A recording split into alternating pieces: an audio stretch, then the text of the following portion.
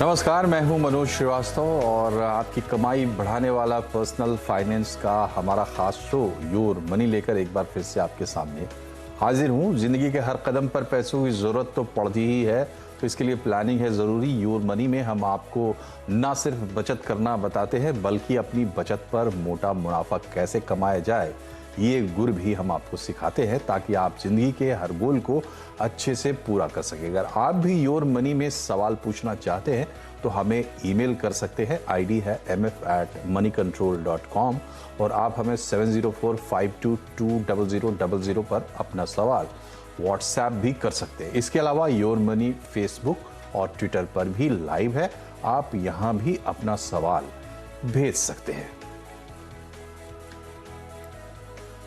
और आज हमारे साथ खास मेहमान जो हैं उनसे आपका परिचय करा दें। हर्षवर्धन रुंगटा हैं हमारे साथ, रुंगटा सिक्योरिटीज़ के डायरेक्टर। हर्षवर्धन जी, बहुत बहुत स्वागत है आपका, हमारे रेगुलर पैनलिस्ट। और अब आपको सलाहों के या सवाल जवाब के दौर में ले जाएं, इससे पहले बताएं कि रक्षाबंधन आने वाला है और रक्षाबंधन पर अपनी बहन को गिफ्ट तो सब लोग देते हैं, आप भी देंगे, लेकिन क्या इस बार आप ऐसा कुछ गिफ्ट दे सकते हैं जो ना सिर्फ उसकी जिंदगी भर साथ निभाए बल्कि उसकी जिंदगी को आसान भी बनाए? जी हाँ, हम बात कर रहे हैं फाइनेंशियल सुरक्षा की।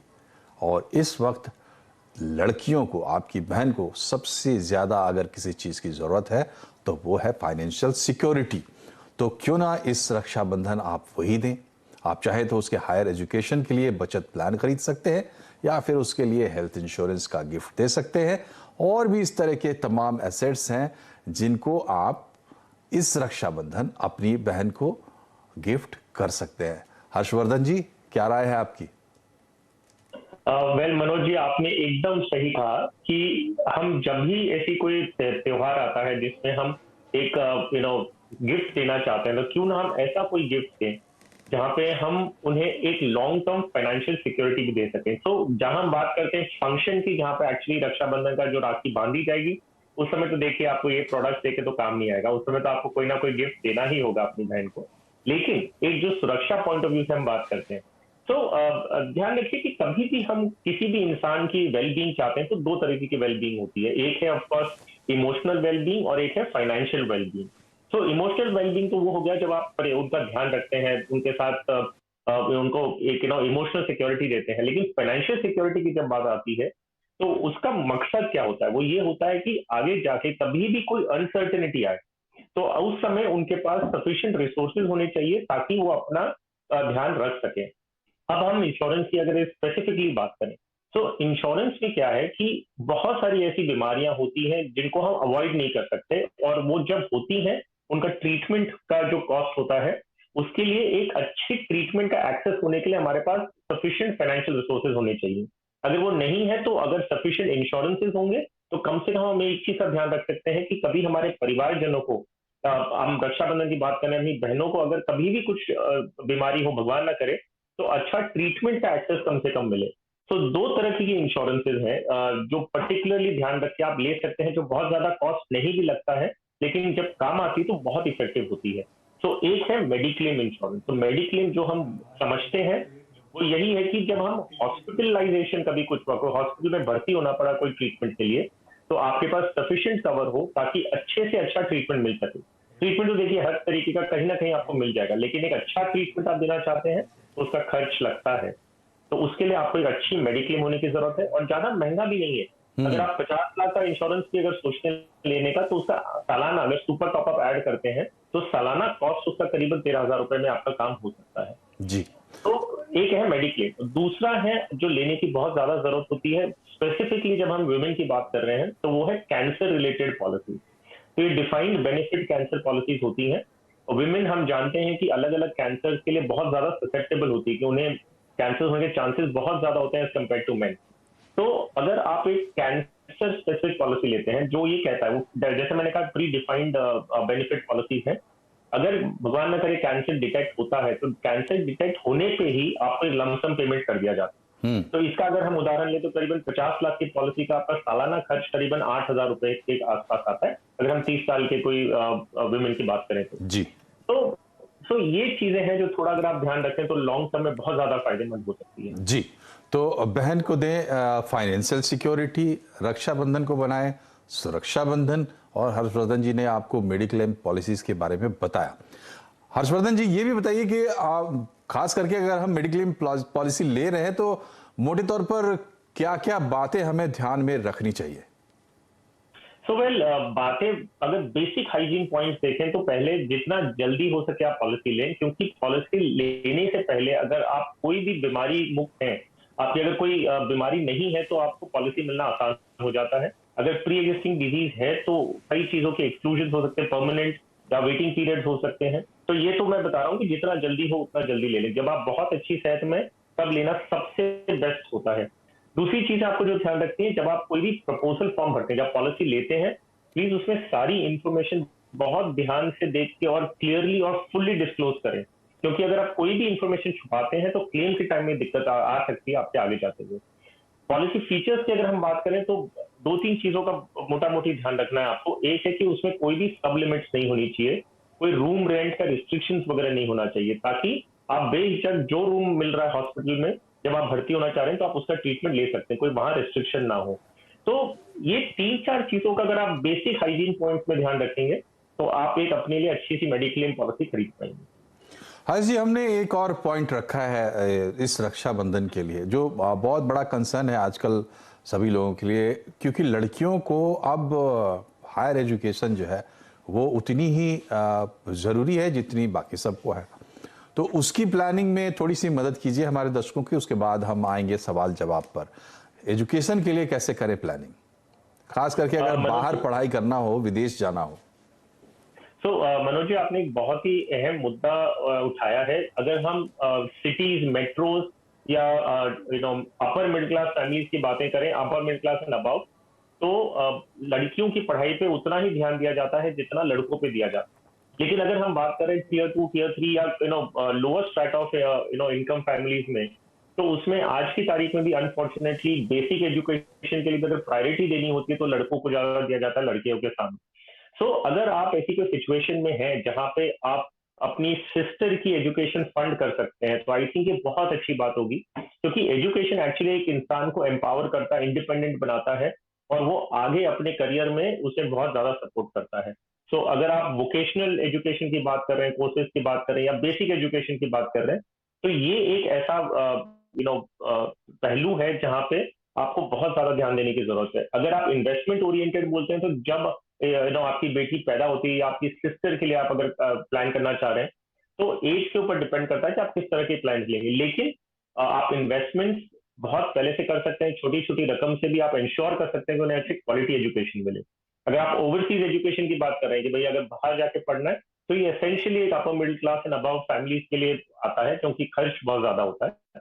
तो अगर कोई भी वोकेशनल कोर्स भी परस्यू करना चाह रहा है और आप एज अ ब्रदर ऐसी कोई सिचुएशन में है जहां फंड कर सकते हैं, तो बेहिचक ऑफ कोर्स ये एक ऐसी चीज होगी जो उन्हें आगे जाते हुए अपने करियर में बहुत ज्यादा काम आएगी। तो anything that empowers, makes a person independent, वो चीज करने के लिए अगर आप ऐसा कोई गिफ्ट देते हैं तो आई थिंक उससे बेटर और कुछ भी नहीं हो सकता। जी, तो ये दो चीज़ें हमने हाईलाइट की ज़रूर, लेकिन हम ये कहेंगे कि फाइनेंशियल सिक्योरिटी को ब्रॉडर प्रोस्पेक्ट पे अपने ध्यान में रखिए, और आजकल काफ़ी लोग जागरूक रहते हैं तो अपने तरीके से भी सोचिए, लेकिन रक्षाबंधन पर ये होगा अनमोल उपहार। तो हर्ष जी, अब हम बढ़ते हैं सवाल जवाब के सिलसिले में, और हमारे साथ नितिन महाजन पुणे से फोन लाइन पर हैं। नितिन, अपना पोर्टफोलियो, अपना लक्ष्य रखिए हर्षवर्धन जी के सामने। हाँ जी, मैं नितिन महाजन, मेरा एज है 43 जी, और मंथली एसआईपी चालू है मेरा अराउंड 60,000। जी जी, और मैंने मेरा पोर्टफोलियो शेयर किया था। Can you please? हाँ हाँ, आपका पोर्टफोलियो आ जाएगा, आप बोलें, आपको सलाह क्या चाहिए? और मेरा लक्ष्य है 5 साल के बाद मुझे 20 लाख और 15 साल के बाद 1.5 करोड़ मुझे चाहिए। तो उसके लिए क्या चेंजेस करने पड़ सकते हैं? ठीक है, ये मुझे जानना था। ठीक है। हर्षवर्धन जी ने 5 साल में 20 लाख और 15 साल में 1.5 करोड़ का इनका टारगेट है। पोर्टफोलियो आपने देखा है इनका, इनके लिए क्या सलाह है? मनोज जी, अगर हम देखेंगे पोर्टफोलियो में तो 60,000 रुपए ये महीने का निवेश कर रहे हैं और उसके सामने इनके पास 15 स्कीम्स हैं।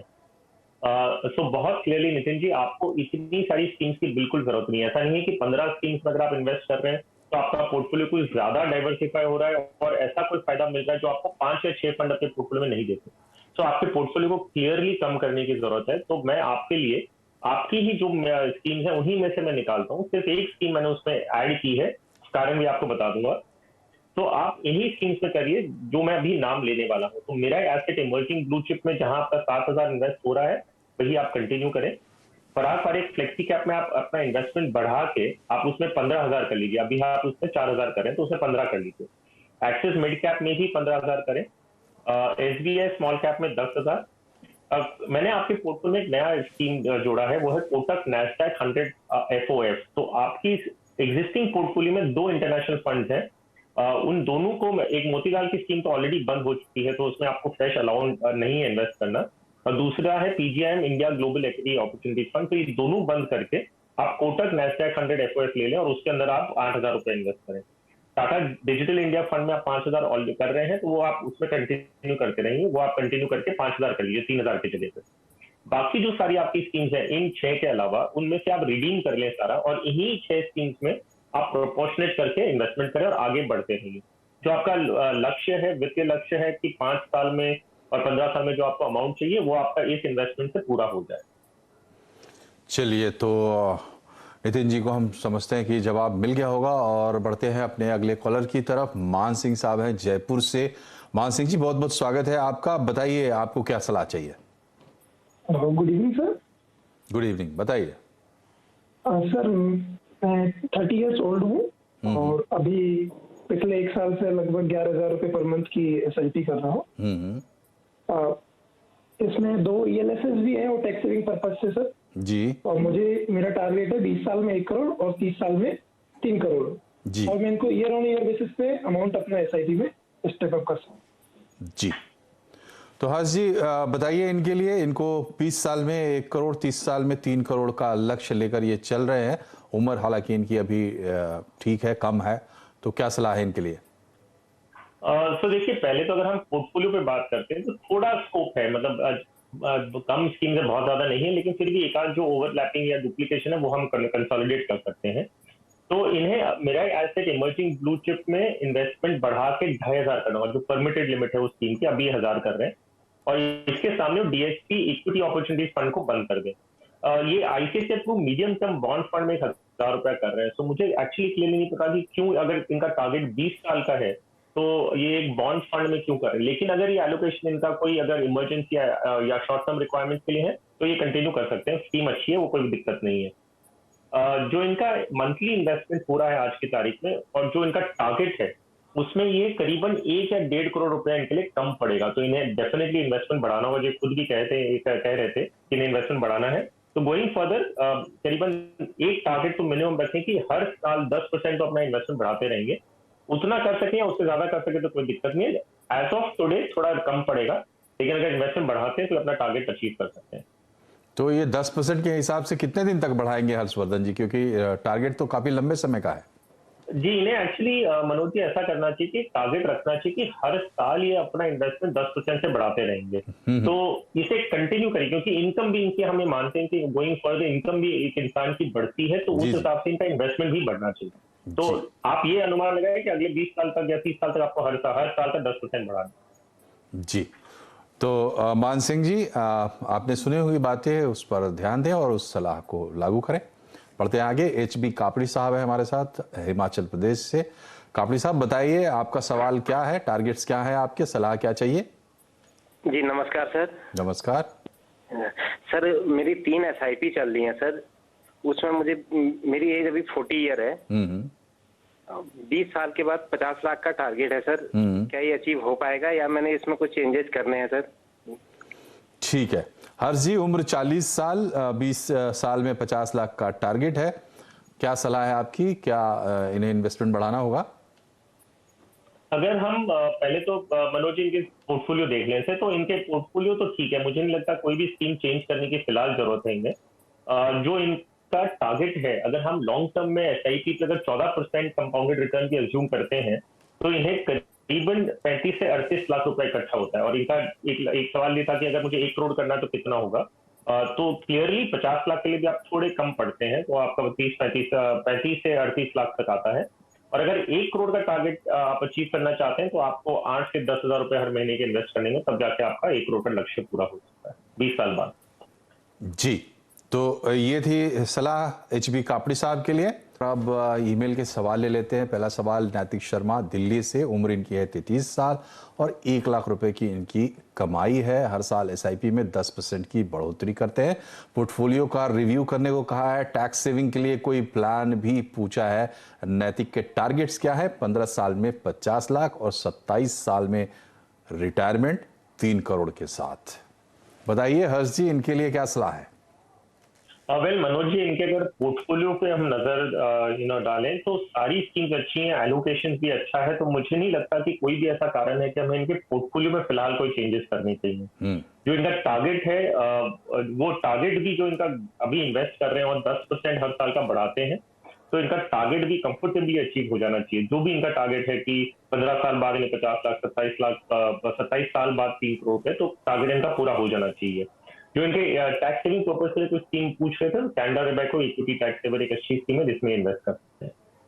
जी, तो नैतिक आपके लिए सलाह तो कम है, लेकिन आपके लिए शुभकामना बहुत है। बहुत अच्छी बात है कि आप सही समय पर सही इन्वेस्टमेंट कर रहे हैं। बढ़ते हैं आगे। प्रताप सिंह मुंबई से, इनका सवाल आया है ईमेल से। प्रताप सिंह जी 43 साल के हैं।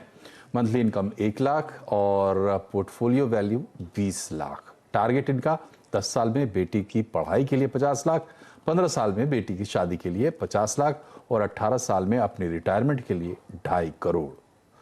तो हर्ष जी, इनके लिए क्या है रिकमेंडेशंस आपकी? मनोज जी देखिए, अगर ओवरऑल पोर्टफोलियो पर नजर डालें तो ऐसा कुछ दिखेगा नहीं कि बहुत ज्यादा कुछ दिक्कत है, लेकिन सिर्फ अगर देखें तो 2 एक्टिव लार्ज कैप फंड इनके पोर्टफोलियो में है। और लार्ज कैप फंड का जो मैंडेट होता है वो है कि टॉप 100 स्कीम्स में इन्वेस्ट करना है।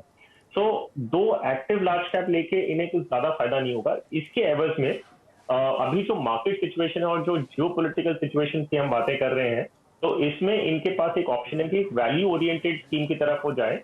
तो एक बदलाव बताऊंगा, जो मिनिमम एडमिनिस्ट्रेटिव इश्यूज आएंगे इनके, तो ICICI Pru blue chip fund में जो इनका इन्वेस्टमेंट जा रहा है, इसकी जगह पे ये ICICI prudential value discovery fund ले ले। तो एक ही फंड हाउस में होगा। इन्हें सिर्फ एक काम करना है कि सारा का सारा जो फंड है वो स्विच करके आईसीआईसीआई वैल्यू डिस्कवरी फंड में डालना, वही फोलियो रहेगा। और आगे की एसआईपी जो है वो वैल्यू डिस्कवरी फंड में शुरू कर दें। तो मिनिमम एडमिनिस्ट्रेटिव वर्क के साथ में इनका जो बदलाव है वो पूरा हो जाएगा। जो टारगेट है इनके 10, 15 और 18 साल में जो आज की तारीख में इन्वेस्टमेंट है प्लस जो कॉर्पस इकट्ठा किया गया है, उससे इनका टारगेट पूरा हो जाएगा। जी, तो सुना आपने, आपके लिए क्या है रिकमेंडेशंस प्रताप जी। और अब चूंकि समय पूरा हो रहा है तो हर्ष जी से फाइनल कमेंट्स हम लेते हैं। हर्ष जी, ये बताइए कि नए लोग जो इन्वेस्ट करना चाहते हैं या जो लोग भी फंड्स की तलाश में है, टॉप पिक्स क्या है इस हफ्ते की आपकी नज़र में? वेल मनोज जी, मैं पोर्टफोलियो बनाने के लिए जो सुझाव दूंगा वो बाय एंड लार्ज कैप की तरफ झुकाव ज्यादा होगा। So ABSL Nifty 50 equal weight index fund, ये एक निफ्टी 50 इक्वल वेट है। तो जो 50 कंपनियां हैं सब में 2-2% इन्वेस्ट होगा। एक Tata multi asset opportunities fund बताऊंगा जिसमें इक्विटी, डेट और कमोडिटीज भी आ जाता है। तो आपका एक्सपोजर जो है वहां पर भी आपको मिलेगा। Canara Robeco emerging equity fund एक large and mid cap category का फंड है। तो इसमें आपको मिड कैप भी एक एक्सपोजर मिलता है, जो which is over a long term बोलते हैं कि it should be good for returns purpose. और एक इंटरनेशनल फंड जोड़ रहा हूँ, कोटक नैस्डैक 100 एको। तो इस तरह से आप अपना पोर्टफोलियो बनाएंगे तो आपको primary large cap with a mid cap and international exposure मिल जाएगा। जी, तो ये हैं हर्ष जी के टॉप 4 फंड्स अभी के लिए। और हर्ष जी, आपका बहुत बहुत शुक्रिया हमसे जुड़ने के लिए। योर मनी में इतना ही। चलते चलते एक सलाह हमारे सभी दर्शकों को, देखते रहिए योर मनी, क्योंकि यहाँ आपको मिलेगी सही फाइनेंशियल एजुकेशन। नमस्कार।